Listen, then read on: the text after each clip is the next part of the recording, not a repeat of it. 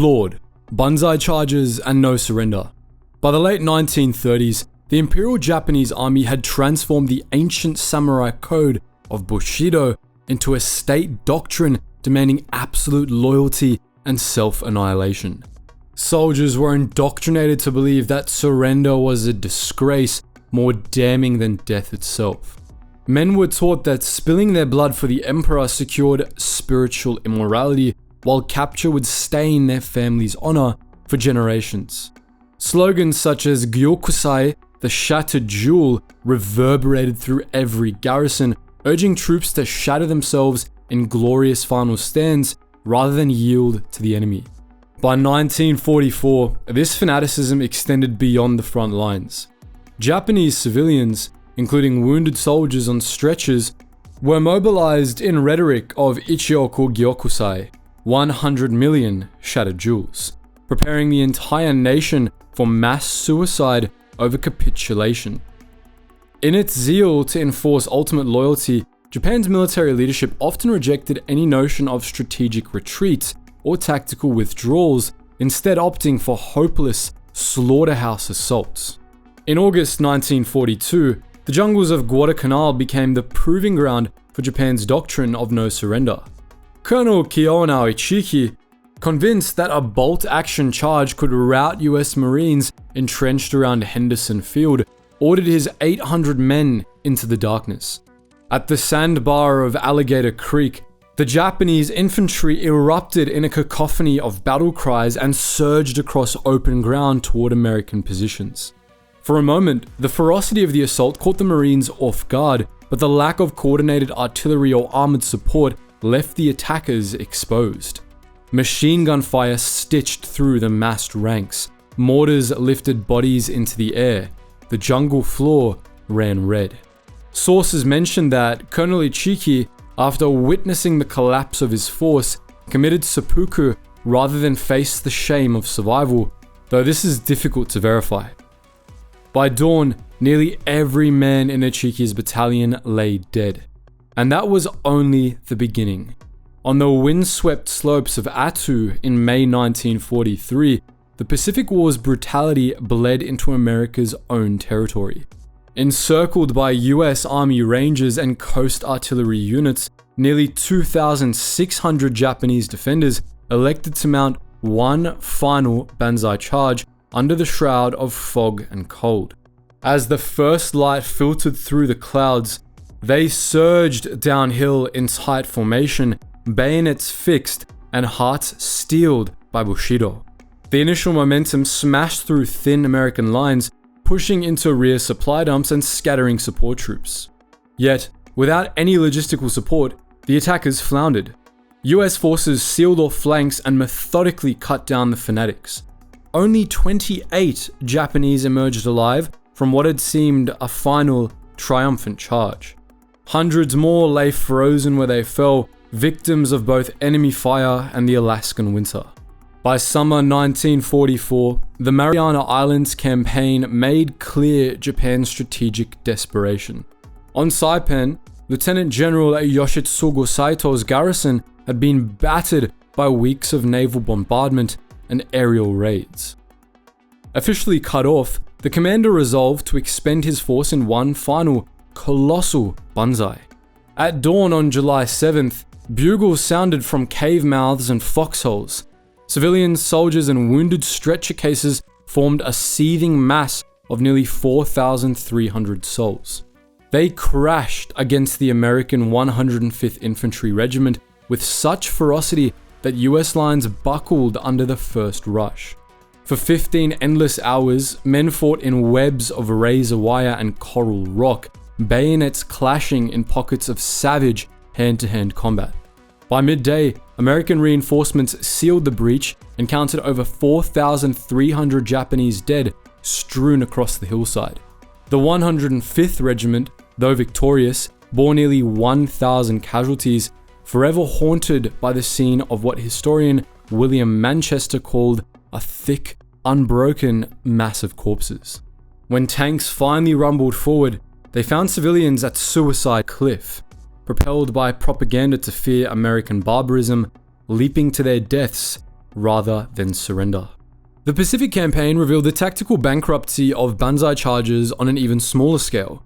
At Tarawa, in November 1943, after 3 days of bombardment, 300 Japanese defenders on Betio Island moved at 4 AM in the morning in a final charge that lasted mere minutes. They were cut down by naval gunfire and automatic weapons, leaving only 17 survivors from a garrison of 4,690. Despite inflicting over 1,000 Marine casualties, the Japanese exchanged virtually 100% losses for this and offered no strategic benefit. On Peleliu the following year, Colonel Kunio Nakagawa rejected Banzai in favor of an elaborate cave network. His defense bled American forces, but without decisive reinforcements, his men died in stalwart tunnels. Only after Okinawa did Japanese forces revive the suicidal charge, and once again, the survivors numbered in the dozens. By Iwo Jima's volcanic rock in early 1945, commanders like General Tadamichi Koribayashi forbade mass assaults, understanding their futility. He funneled attackers into hidden pillboxes and trenches, forcing US Marines into a grinding 36-day ordeal. Yet even he couldn't prevent the final breakout attempt. 300 men leapt from tunnels on the last night, only to be cut down in the darkness. Japan's rigid refusal to accept defeat exacted a horrific price. Veteran units were expended in hopeless charges, eliminating the very troops who might have slowed Allied advances elsewhere. Entire island defensive schemes collapsed when Banzai left no fighting men for fallback positions. More insidiously, Allied forces internalized that Japanese soldiers would never surrender. Reports of feigned capitulations and ambushes hardened Marine and Army resolve. Any Japanese raising a white flag risked being shot on sight. What began as a testament to honor twisted into mutual brutality, fueling the Pacific War's most savage chapters. The specter of mass suicide and fanatical defense influenced Allied strategic planning at the highest levels. US war councils concluded that an invasion of the Japanese home islands would trigger nationwide gyukusai involving both soldiers and civilians. To avert what some predicted could be millions of American casualties and nearly total Japanese extermination, President Truman pressed for unconditional surrender, culminating in the dawn of the atomic age. In this respect, Japan's cult of death did not break the Allies. It molded their hardline, shaping the war's final decisions. Banzai charges remain one of World War II's most haunting legacies, acts of courage steeped in misapplied doctrine and desperation. They yielded nothing but mountains of corpses and a deeper Allied resolve. In the end, Imperial Japan's greatest weapon, its fanatical willingness to die, proved its most crippling weakness, ensuring that lives were squandered in assaults that strategy alone would not justify. Flawed, broad front strategy. In the days after the breakout from Normandy, Allied forces were riding a wave of momentum. German resistance in France was collapsing, Paris was liberated, and the roads to Germany seemed wide open. At the helm stood General Dwight D. Eisenhower, supreme commander of the Allied Expeditionary Force, and he had a vision, a methodical, overwhelming push on a broad front toward Berlin. His logic was sound: advance on a wide axis stretching from the North Sea to Switzerland, keep pressure on all parts of the crumbling German line, and prevent Hitler from shifting reserves to any single danger point. It was politically savvy too, ensuring no one Allied nation would dominate the final drive and maintaining the delicate balance of a multinational coalition. But there was a catch. For all this success on the battlefield, the Allies had one huge problem: logistics. By September 1944, supply lines stretched hundreds of miles back to the Normandy beaches. Every bullet, every gallon of fuel, every ration had to be hauled over crumbling roads and across wrecked rail networks. The famed Red Ball Express, a non-stop fleet of trucks driven largely by African American servicemen, raced day and night to keep frontline units supplied. Yet it was barely enough. Each American division needed over 700 tons of supplies per day, and with dozens of divisions pushing forward, the math simply didn't work. Allied tanks and trucks ran dry within sight of the Rhine. Entire spearheads had to halt because the gas hadn't arrived.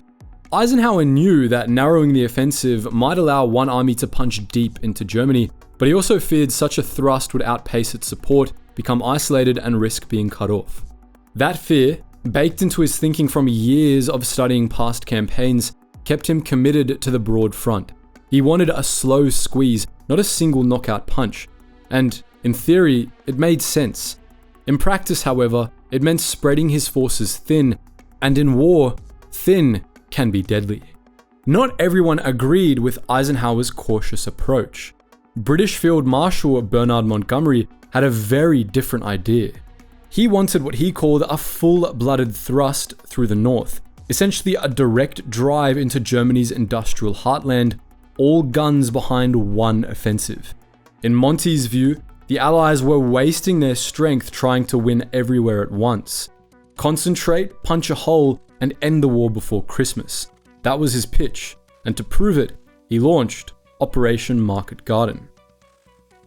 3 Allied airborne divisions would parachute into Holland to seize a series of key bridges, while British ground forces raced up a narrow road to meet them. If it worked, it would outflank the German line and open the road to the Ruhr. But it failed. At Arnhem, German resistance was far stronger than expected. British paratroopers were cut off and ground down. The final bridge remained in enemy hands. Over 17,000 Allied troops were killed, wounded, or captured. For Eisenhower, Market Garden became Exhibit A in why a narrow thrust could fail spectacularly. One bottleneck, one stubborn defense, and the whole operation collapsed. He saw it as validation of his broad front doctrine. Monty, to no one's surprise, disagreed, arguing that he hadn't been given enough resources to make it succeed. But neither man could escape a bigger reality. The Allied logistics network in the fall of 1944 simply wasn't strong enough to support a concentrated offensive of the kind either one envisioned. The massive port of Antwerp, essential for resupplies, wouldn't be cleared for use until late November. Until then, everything had come through the battered, congested Normandy beaches. While the Allies made steady gains in the autumn of 1944, liberating most of France, Belgium, and parts of the Netherlands, their lines grew dangerously thin. Units were strung out across a 450-mile front. Priority sectors got fuel and reinforcements, and quieter areas, like the Ardennes, became economy of force zones.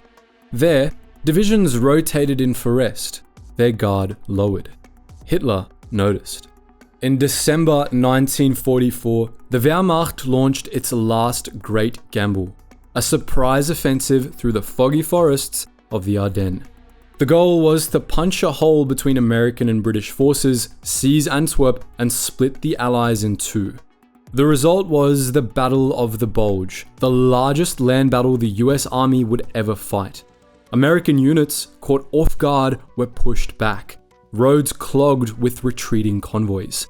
Snow fell, ammunition ran low, it was total chaos. The broad front had kept the Germans on the back foot for months, but now it made response difficult. There were no deep reserves to plug the breach. Eisenhower had to scramble. Patton pivoted his 3rd Army north in a daring maneuver. The 101st Airborne held firm at Bastogne. Slowly, the Allies clawed the line back.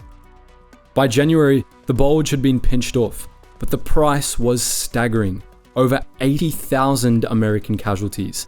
Entire divisions shattered. Would lives have been saved had they not been spread so thin? Some historians argue that had Eisenhower struck harder, earlier, with a focused drive into Germany, the Bulge might never have happened, that the Germans wouldn't have had time to regroup. But that's the devil's bargain of hindsight. Others argue that had Ike committed everything to one push, a German counterattack on the flanks could have been even worse. The truth? The broad front held, but just barely. In the end, the broad front strategy achieved its goal. Germany fell. The Allies crossed the Rhine in March 1945 in multiple places.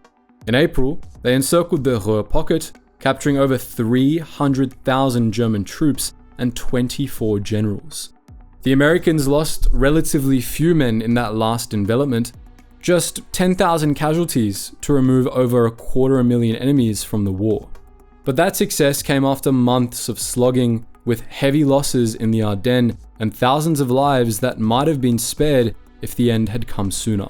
Critics say Eisenhower's caution prolonged the war by weeks or months, that it gave the Soviets the chance to reach Berlin first, that it left too many soldiers to freeze in foxholes when the job could have been done before winter. And yet, Eisenhower wasn't blind to these risks. He saw what happened to Napoleon in Russia. He feared an overstretched push that collapsed under its own ambition. He also knew that politics mattered. Giving one general the whole show might have shattered Allied unity. The broad front definitely wasn't a blunder, but it wasn't flawless. It was slow, deliberate, and safer than it probably needed to be. It achieved victory, but not the quickest one, and it left opening for German counterattacks, stretched Allied resources to the brink, and delivered the final blow only when logistics caught up with ambition.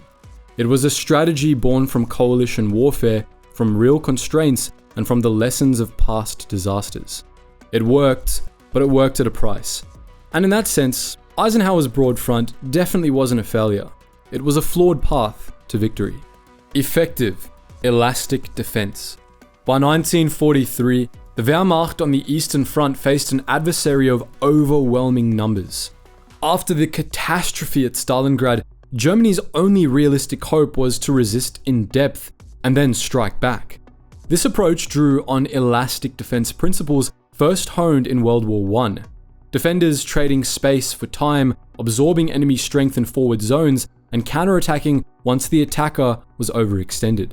In practice, small screening forces, fortified strongpoints and lightly held outposts would slow Soviet advances without becoming decisively engaged. Behind them, successive defensive belts of trenches, minefields, and anti-tank guns lay waiting. When Red Army units penetrated these perimeters and lost cohesion, mobile reserves, Panzer and Panzergrenadier divisions would surge through assembly areas to strike the flanks of the Soviet spearheads. The analogy was simple: a rubber band that stretches under force, then recoils to fling the intruder backward. This doctrine demanded extraordinary discipline and initiative at all levels. Frontline platoon leaders needed the judgment to fall back in good order. Divisional commanders had to coordinate artillery fires to shape the battlefield, and army commanders kept reserves poised for immediate commitment. The Germans even codified the concept under Auftragstaktik, empowering subordinates to seize fleeting opportunities without waiting for direct orders. On the vast steppes of Russia, such flexibility could leverage training and firepower against sheer mass, turning numerical inferiority into a tactical advantage. At its core, elastic defense rested on three pillars: depth, disruption, and counterattack. Forward positions were clusters of fortified nodes, pillboxes, anti-tank ditches, and minefields arranged to force Soviet forces to engage multiple times as they pressed west. Each node burned enemy resources and slowed momentum. Meanwhile, German artillery and Stuka dive bombers loitered in rear zones, ready to engage targets of opportunity and channel assaults toward pre-registered kill zones. Crucial to this scheme were mobile reserves, held in relative safety behind the second and third echelon belts. These units, often under strength but highly mechanized, could pivot rapidly to threaten sectors. Once a Soviet advance weakened, these reserves executed Gegenstoß, or counterblow operations, sudden, localized offensives aimed at encircling forward attackers. This generated the famed snapback effect, shattering momentum and inflicting disproportionate casualties. Such tactics required impeccable timing. If launched too soon, a counterattack risked facing fresh Soviet forces, and if launched too late, the attacker might consolidate gains. The Third Battle of Kharkiv stands as the doctrine's crowning achievement. In the wake of Soviet advances after Stalingrad, Manstein deliberately ceded Kharkiv itself, putting panzer divisions back to prepared positions south of the city. As Soviet fronts thundering west outpaced their supply lines, Manstein unleashed a coordinated counteroffensive. Fresh panzers struck the exposed flanks of the Soviet salient, while infantry and artillery held the center. Over 2 weeks, German forces encircled and annihilated elements of the Soviet Voronezh and Stalingrad fronts, recapturing Kharkiv by mid-March. The Red Army took an estimated 86,000 casualties. This victory, snatched from the jaws of retreat, epitomized the rubber band effect. Stretch the enemy, then snap him in two. The summer of 1943 brought the colossal encounter at Kursk, where Germany mounted its last strategic offensive. After the failed thrust, the Wehrmacht transitioned immediately to elastic defense as Soviet counteroffensives rolled westward. German commanders, fortified in multiple belt systems, absorbed the weight of Soviet armor attacks and launched Gegenstoss operations against overextended spearheads. Even though the Soviets ultimately prevailed, they paid dearly. Soviet casualties in the Kursk salient numbered around 800,000 compared to roughly 200,000 German losses. Elastic defense could be scaled to operational maneuvers. In March and April 1944, the German 1st Panzer Army, led by Generaloberst Hans-Valentin von Hobbe, found itself encircled in the Kamenets-Podolsky pocket. Responding with a roving pocket strategy, Hobbe's panzer divisions alternately defended against Soviet pincers and launched localized counterattacks to widen corridors of escape. Over 10 days, the trapped force fought its way out, preserving some 200,000 men who otherwise would have been lost. By mid-1944, however, even the most skillful elastic defense couldn't offset vast Soviet resources. During Operation Bagration, Red Army forces orchestrated simultaneous offensives across a 400-mile front in Belarus. Despite local pockets of resistance and counterattacks, German defenders, hamstrung by Hitler's no-retreat orders, could not flexibly trade ground. Army Group Center was shattered, roughly 450,000 German casualties and 25 divisions obliterated within 6 weeks. Yet Soviet losses remained staggering as well. Over 770,000 men and thousands of tanks and artillery pieces. Even as Bagration rolled forward, every mile cost the Red Army dearly, showing elastic defense's capacity to exact blood tolls, even in defeat. Elastic defense prolonged Germany's resistance on the Eastern Front for nearly 2 years beyond Stalingrad. By trading space for time and forcing Soviet arms to overstretch, the Wehrmacht leveraged superior training and combined arms coordination to compensate for dwindling manpower. In doing so, it inflicted horrendous casualties. Soviet military deaths in World War II exceeded 11 million, many in the grinding battles of 1943 to 44. Effective War of Attrition. A war of attrition seeks victory through exhaustive pressure, wearing down the enemy's forces, resources, and will to fight until they collapse under their own losses. By 1943 to 44, the Allies, particularly the Soviet Union and the United States, consciously adopted attrition as their principal strategy against the Axis. With production and manpower resources vastly superior to Germany and Japan, the Allies could trade blows on roughly equal terms and outlast their foes.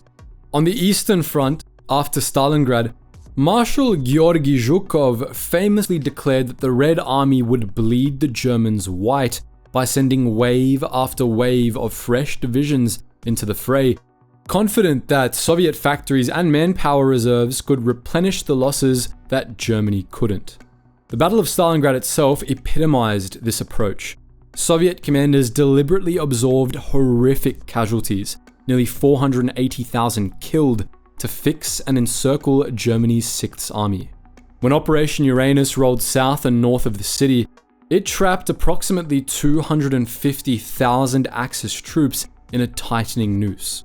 Over the following months, starvation, cold, and relentless Soviet attacks reduced the German force to starvation, culminating in its surrender in February 1943.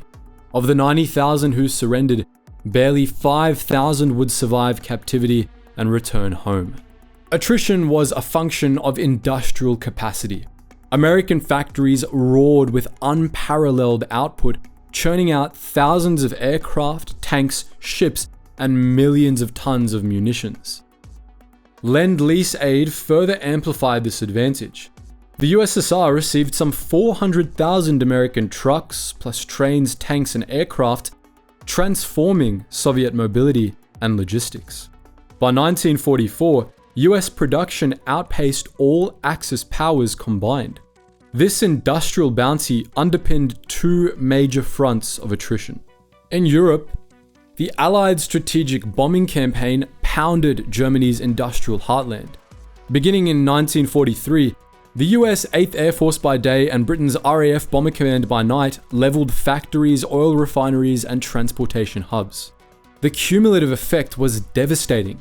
By mid-1944, Allied raids had slashed German aviation gasoline production by over 60%, leaving the Luftwaffe crippled and frontline armor immobile for lack of fuel. Cities like Hamburg and the Ruhr region were consumed by firestorms, obliterating critical steelworks and armament factories.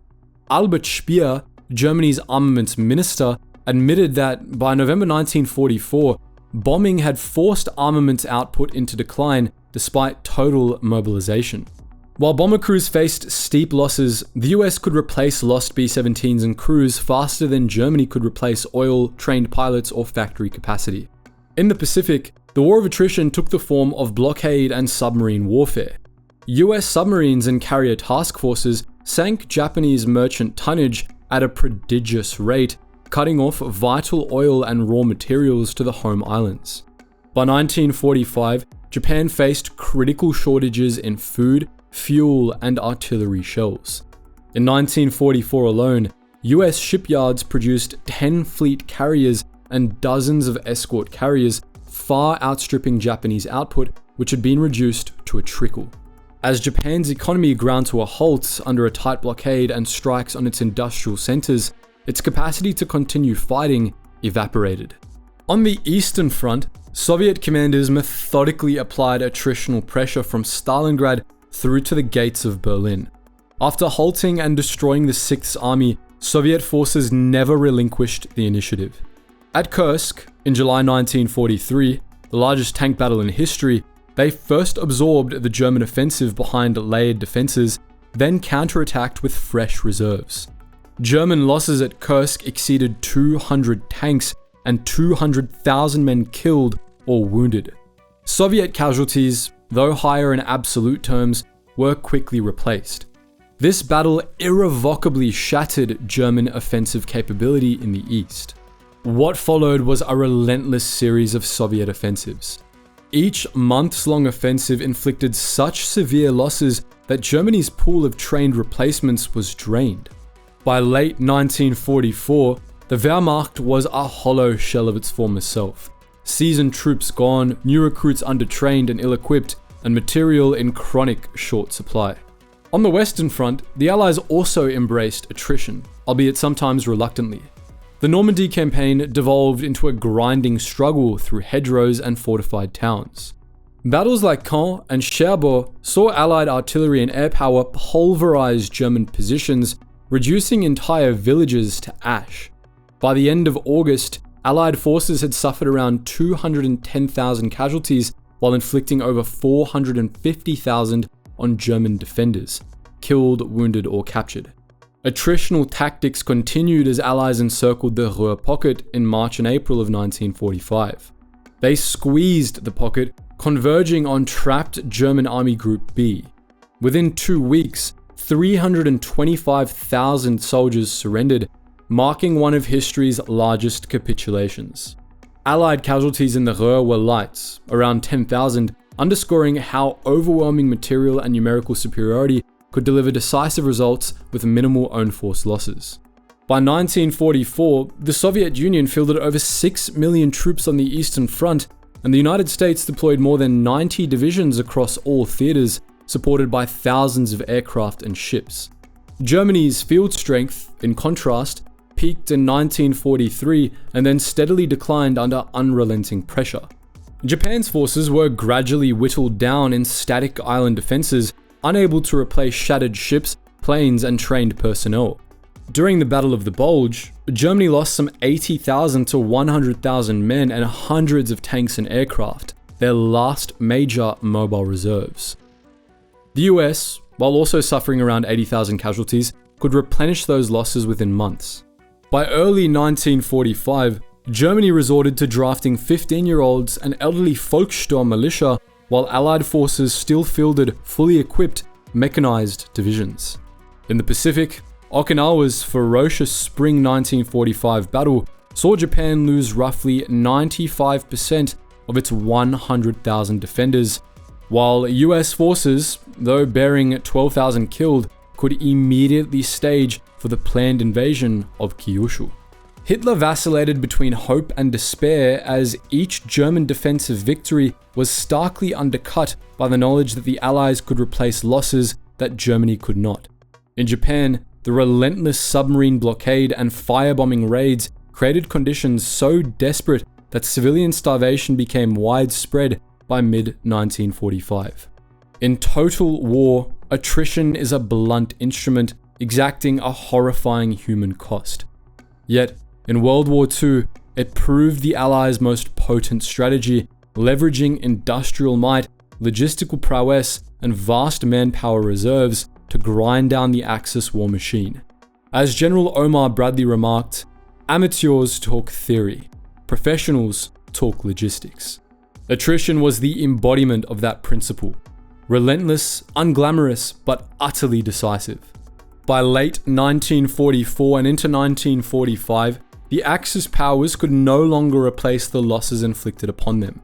That imbalance, greater production, deeper manpower pools, and an unwavering will to press on, delivered victory through the slow grinding down of the enemy.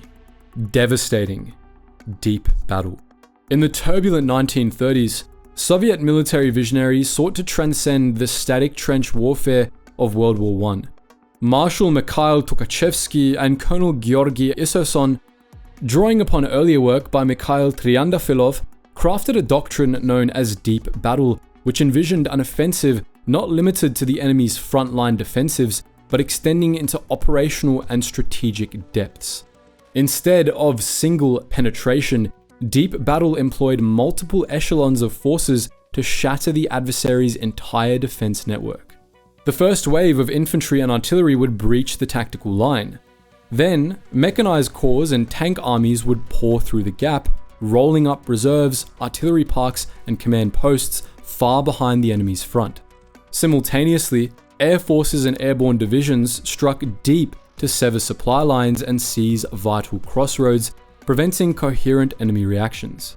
In theory, this series of hammer blows would collapse the opponent's defensive system in one synchronized thrust. An idea so potent that the Red Army enshrined it in its 1936 field regulations. Yet, deep battle lay dormant when Hitler's panzers blitzed into the USSR in 1941.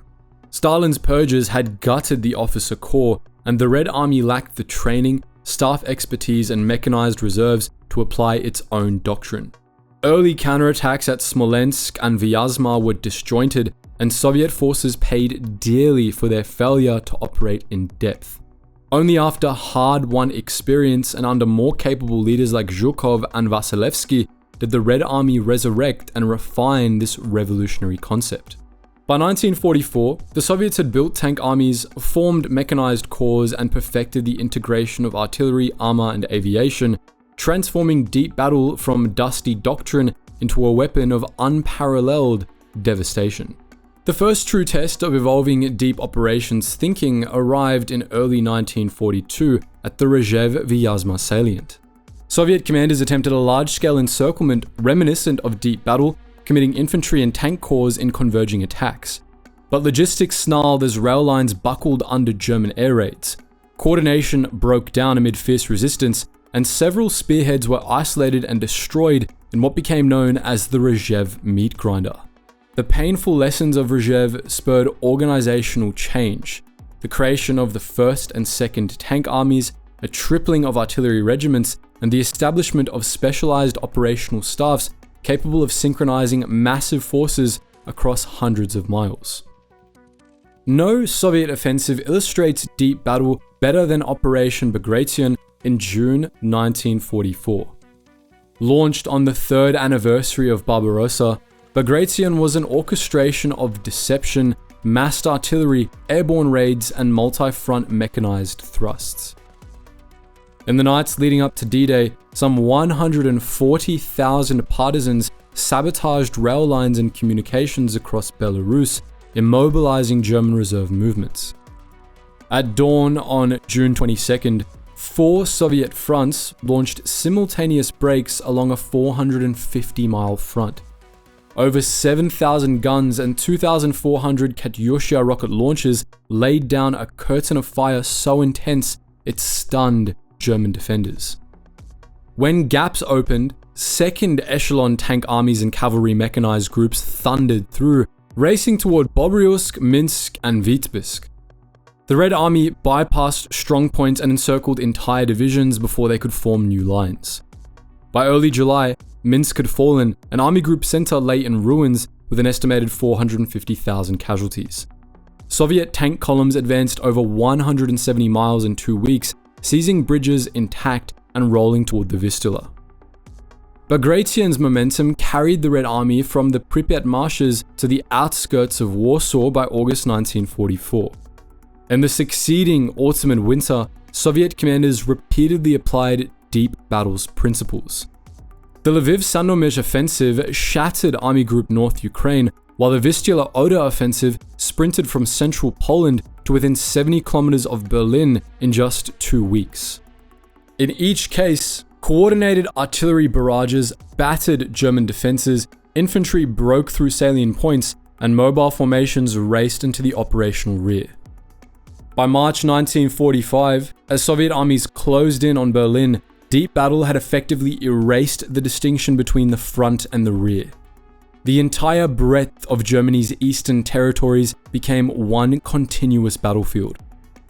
Deep battle exacted a horrific toll on both soldiers and civilians. German casualties on the Eastern Front from 1943 to 1945 exceeded 2.5 million dead and wounded, while Soviet losses in the same period numbered over 5 million.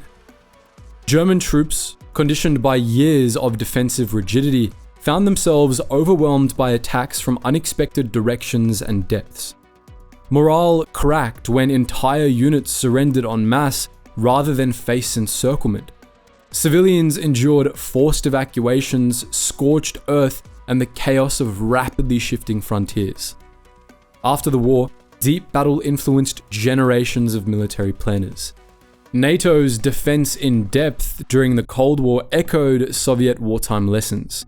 The principle that an attacker must be engaged across all echelons remains a cornerstone of modern operational warfare. Yet, deep battle also taught a sobering lesson. Doctrine alone cannot guarantee success without the means to execute it. Stalin's purges had nearly destroyed the concept before the war. Only the vast mobilization of Soviet industry and manpower eventually realized its promise. By 1945, the Soviet Union's capacity to sustain multi-front, multi-echelon offensives exceeded that of any other belligerent. Deep battle had become a testament to the combination of vision, scale, and ruthless execution. A doctrine that proved devastating both in its immediacy and in its long-term impact on the conduct of the war. In the interwar shadows of World War I, Germany's military thinkers were haunted by one truth. The trenches had devoured a generation, and maneuver had died in the mud. But in the ruins of Versailles and under the watchful eye of foreign powers, something new was quietly taking shape. The world would soon know it by one name: Blitzkrieg. Blitzkrieg was a synthesis, a fusion of lessons from the Sturmtruppen tactics of 1918, British theorists like J.F.C. Fuller and Little Hart, and German pioneers like Heinz Guderian, who envisioned speed and shock replacing the slow grind of the past. The idea was brutally simple. Don't fight the whole enemy line, punch a hole, pour in tanks, and drive like hell into the enemy's rear before they could react. German panzer divisions moved with speed and coordination. Radios in tanks and support vehicles kept units in constant contact, making it possible to call in air support, reposition infantry, and adjust plans during battle. This system relied on Auftragstaktik, a command style that gave junior officers clear objectives and the freedom to act without waiting for orders. It created a force that could react quickly, strike hard, and keep momentum in fast-moving operations. There was no need to conquer every inch. The goal was to throw the enemy into chaos, cut their lines, isolate their forces, and make their rear the new front. On the 1st of September 1939, Germany put theory into action. Poland woke to the sound of dive bombers screaming over Warsaw. German tanks and motorized infantry stormed across the border from 3 directions. The world expected another slow campaign. Instead, they got a thunderclap. In the opening hours, the Luftwaffe obliterated Polish airfields, rail hubs, and communication centers, grounding the Polish Air Force before it ever got airborne. Then came the Panzer divisions, surging through border defenses with speed. In 1 week, they'd already advanced more than 200 miles. German armor bypassed fortified cities, heading instead for the Polish army's flanks and rear. Within days, entire divisions were surrounded. The coordination was staggering. In one operation, Guderian's panzers drove to Brest-Litovsk at over 30 miles a day, faster than cavalry but with steel. Meanwhile, Stuka dive bombers harassed retreating columns, annihilating convoys and sowing terror. The world began using a new word, Blitzkrieg, to describe this terrifying speed. By October 6th, the campaign was over. Warsaw had fallen. Polish resistance had collapsed. 66,000 Polish soldiers lay dead and over 700,000 were taken prisoner. German losses? Around 16,000 dead. The imbalance was chilling. Blitzkrieg had reshaped expectations of what modern war looked like. No other campaign proved Blitzkrieg's concept more than the invasion of France in 1940. The French and British believed the Ardennes forest was impassable to tanks, and that belief would cost them a nation. On May 10, 1940, Germany launched its Western offensive. Panzer divisions, spearheaded by Guderian, Rommel, and Hurt, punched through Luxembourg and the Ardennes in a matter of days. French commanders were still reacting to the invasion of Belgium when German armor erupted onto the plains behind their lines. At Sedan, German bombers shattered French positions while panzers crossed the Meuse. Within 48 hours, the front had disintegrated. On May 20th, German forces reached the English Channel, encircling the British Expeditionary Force and the bulk of the French First Army. Thousands of Allied troops were trapped in the pocket that became Dunkirk. The Allies left behind most of their heavy weapons in the subsequent evacuation. Meanwhile, German forces didn't stop. They turned south, driving toward Paris. On June 14th, the city fell without a fight. By June 22nd, France, Europe's premier land power, had signed an armistice. The whole campaign took 6 weeks. In World War I, France had held for 4 years. Now, in 1940, France was defeated before summer had even begun. At the beginning of the invasion, the French actually had more armor, but while the French spread them thin in defensive lines, Germany concentrated theirs into spearheads. German commanders were riding with their units, radios crackling, making decisions within minutes. It wasn't the size of the army, it was how you used it. At dawn on June 22, 1941, the German war machine launched Operation Barbarossa, a blitzkrieg on a scale the world had never seen. Over 3 million Axis troops, 3,000 tanks, and 2,700 aircraft surged across a 1,800-mile front into the Soviet Union. It was the largest land invasion in history, and at first, it looked like Blitzkrieg's crowning moment. German forces split into 3 massive thrusts. Army Group North aimed for Leningrad, Army Group Center barreled toward Moscow, and Army Group South dove into Ukraine. As in France and Poland, the Luftwaffe struck first, wiping out over 2,000 Soviet aircraft, many destroyed on the ground in the opening hours. Then the panzers hit, moving at terrifying speed. Within days, entire Soviet armies were being encircled and destroyed. At Minsk, more than 300,000 Soviet troops were surrounded and taken off the board. At Smolensk, another 300,000. In the south, the Battle of Kiev produced the largest encirclement in military history. 600,000 Soviet troops captured or killed in a single campaign. By the autumn of 1941, the Germans had advanced hundreds of miles, capturing vast swaths of Soviet territory. Blitzkrieg was working again, or so it seemed. Cracks were forming, distances were immense, roads were poor, logistics, the hidden lifeblood of mechanized war, became unable to cope. Fuel convoys couldn't keep up, vehicles broke down, and supplies fell days behind the front. Then came the rain. In October, the infamous Rasputitsa turned Russian roads into oceans of mud. Trucks sank to their axles. Tanks crawled. The mechanized tempo that defined Blitzkrieg ground to a halt. The Wehrmacht, designed for fast campaigns on paved European roads, was now choking in the wilderness. Still, Hitler demanded one last push. Operation Typhoon, a final strike toward Moscow. But temperatures plunged. German troops, still in summer uniforms, faced minus 30-degree nights. Engines froze, guns jammed, frostbite ripped through the ranks. The panzers were now sleds without horses, and then the Soviets counterattacked. On December 5th, over 1 million Soviet troops struck back around Moscow, many fresh from Siberia and trained for winter warfare. For the first time in the war, Blitzkrieg had hit a wall and been pushed back. Army Group Center reeled. The Wehrmacht retreated. Moscow did not fall.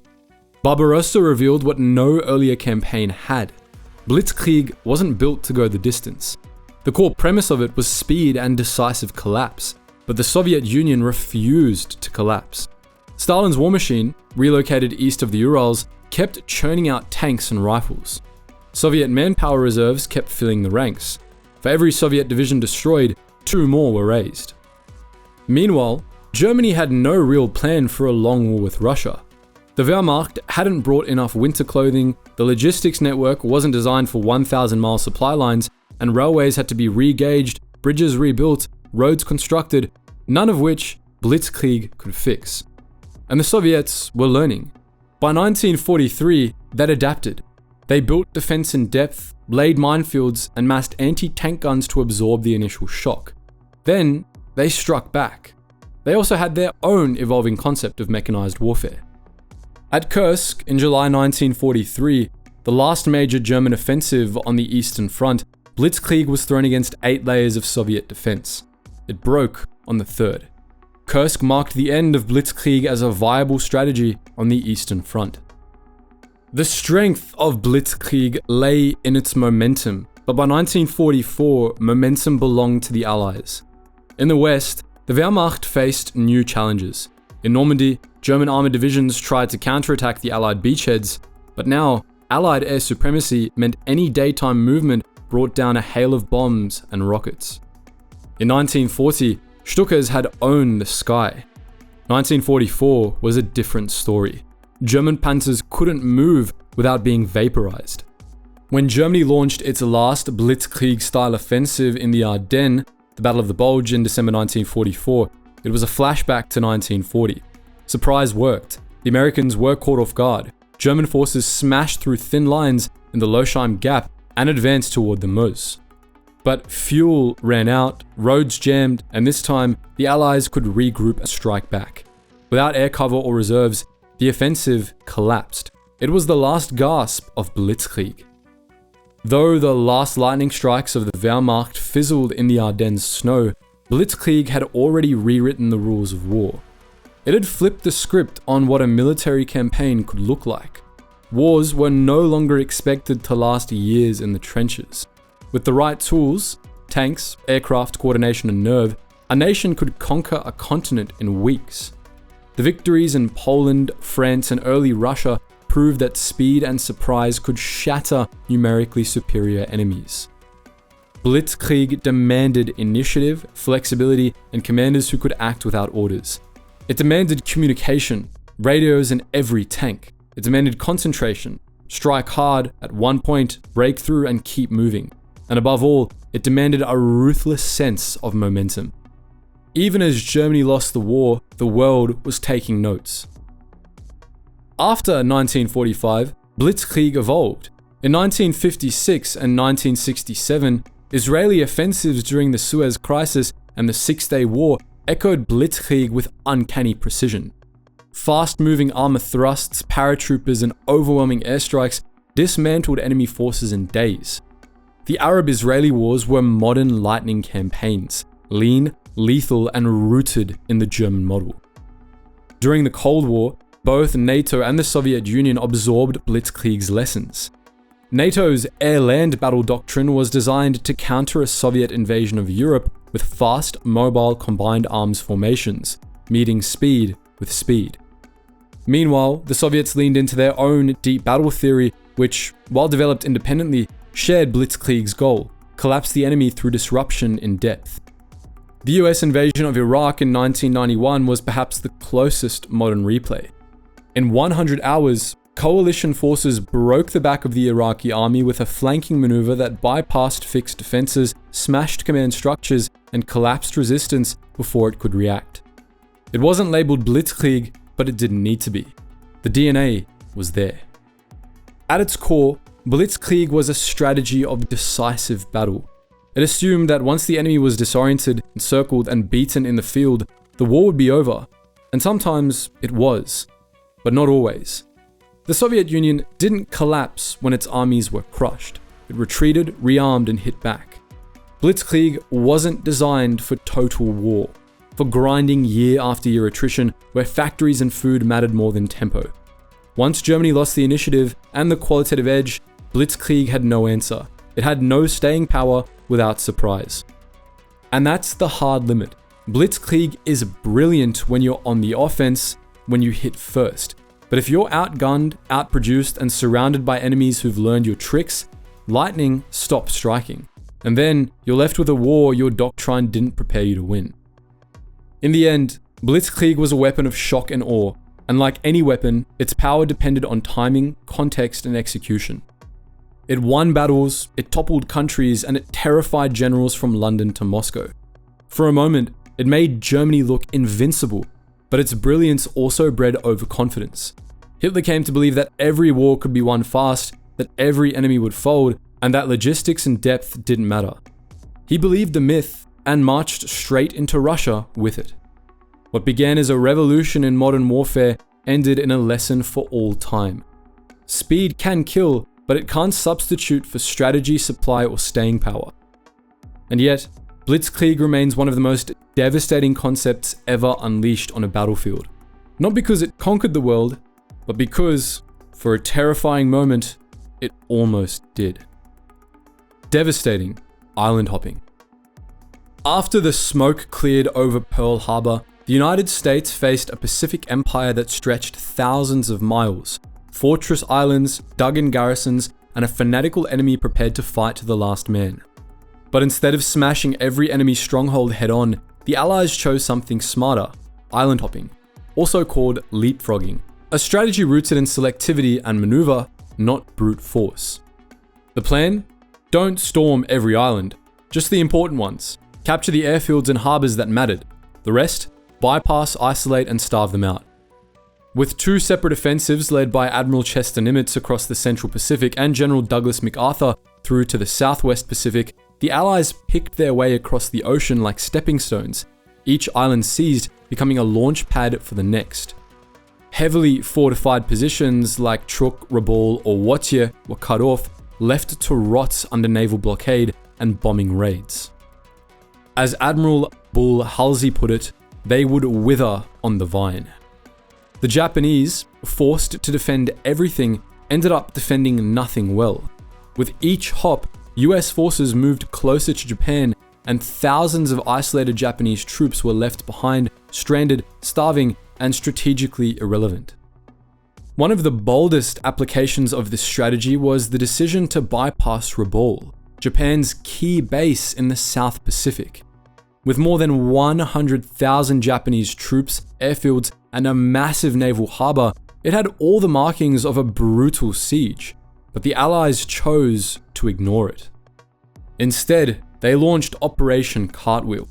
MacArthur's troops took positions along New Guinea's north coast, while Halsey's forces island hopped through the Solomons. By late 1943, US bombers were hitting Rabaul around the clock. Its ships and planes were blasted into useless wrecks. Its troops were sealed in, powerless. It had become a fortress without a war. Truk, the so-called Gibraltar of the Pacific, met the same fate. In February 1944, the US Navy launched Operation Hailstone, a massive carrier strike that decimated Truk's defenses. Then they skipped it. Instead of invading, they took Kwajalein, Eniwetok, and the Marianas, leaping over Japan's central defense zone entirely. Truk was left behind, its defenders marooned on a map that no longer mattered. But not every island could be skipped. Some were strategic must-haves: airfields, supply hubs, staging points for bombers and fleets, and those had to be taken the hard way. One of the first was Tarawa in the Gilbert Islands. Just 3 square miles of coral sand, yet it took 76 hours of brutal combat to capture. Over 1,000 US Marines died storming that speck of land, facing fortified bunkers and machine guns that turned the beaches red. Nearly all 4,800 Japanese defenders fought to the death. It was a wake-up call. If Tarawa cost that much, what would happen at Saipan or Okinawa? But Tarawa had a purpose. With its airfield secured, the US leapfrogged into the Marshall Islands, taking Kwajalein and Eniwetok in early 1944. The next giant step came in the Marianas: Saipan, Tinian, Guam. From the Marianas, B-29 superfortresses could now reach Tokyo. Taking these islands cost dearly. 30,000 Japanese dead on Saipan alone, many in mass suicide. But the reward was immense. US airbases within striking range of the Japanese homeland. From Tinian, the Enola Gay would one day lift off with the bomb that ended the war. And the Marianas battle triggered Japan's desperate carrier gamble, the Battle of the Philippine Sea. It ended in disaster. Japan's air power was shattered in what pilots would call the Great Marianas Turkey Shoot. The skies belonged to the Allies now, and the next hops would have air cover and naval supremacy the Japanese could no longer contest. Some islands were too close, too critical to bypass. Iwo Jima, halfway to Japan, became a deadly necessity. It was needed as a base for fighter escorts and an emergency landing strip for B-29s. When the Marines landed in February 1945, they met an underground fortress. The battle lasted 5 weeks. 7,000 Americans died. Nearly 20,000 Japanese perished. But the island served its purpose. Over 2,200 B-29 bombers would later make emergency landings on Iwo, saving thousands of aircrews. Then came Okinawa, the bloodiest battle of the Pacific War, a full-scale preview of what invading Japan would mean. Over 12,000 Americans killed, 36,000 wounded, and as many as 90,000 Japanese soldiers and up to 150,000 civilians dead. Okinawa was just 350 miles from Japan. There would be no skipping it. By the end of June 1945, the US stood at Japan's doorstep, but what Okinawa showed was terrifying. If Japan fought this hard on a single island, what would happen if the US invaded the homeland? The island hopping campaign had cut Japan off from its empire. Oil, rubber, food, supplies from the Dutch East Indies, Indochina, and China could no longer reach the home islands. US submarines and bombers operating from leapfrog bases sank well over half of Japan's merchant fleet. By the end of the war, Japan was starving. Its navy was destroyed and its air force was gutted. Its isolated garrisons, like the 120,000 soldiers still stuck at Rabaul, were ghosts, irrelevant to the fight. Thousands of troops sat in bunkers, unused, watching the war pass by. Island hopping had done what frontal assaults never could. It collapsed Japan's ability to project force. It turned their extended empire into a vulnerability. Each hop tightened the noose. Each bypassed island was a prison. By choosing where to fight and where not to, the Allies turned the Pacific from a Japanese shield into an American highway. Island hopping broke the back of the Japanese Empire without fighting for every inch. It saved thousands upon thousands of Allied lives, and it brought the war to Japan's front door far faster than anyone thought possible. Every bypassed island, every airfield seized, every leap across the Pacific brought the Allies closer, and when the bombs dropped on Hiroshima and Nagasaki, they did so from islands that were once defended to the death, captured by soldiers who had outmaneuvered an empire. That's all for today's video, guys. Let us know in the comment section below if you agree with our tiering rationale and if you have any other battle strategies that you would have added into this video. As always, guys, thank you so much for watching, and I hope you learned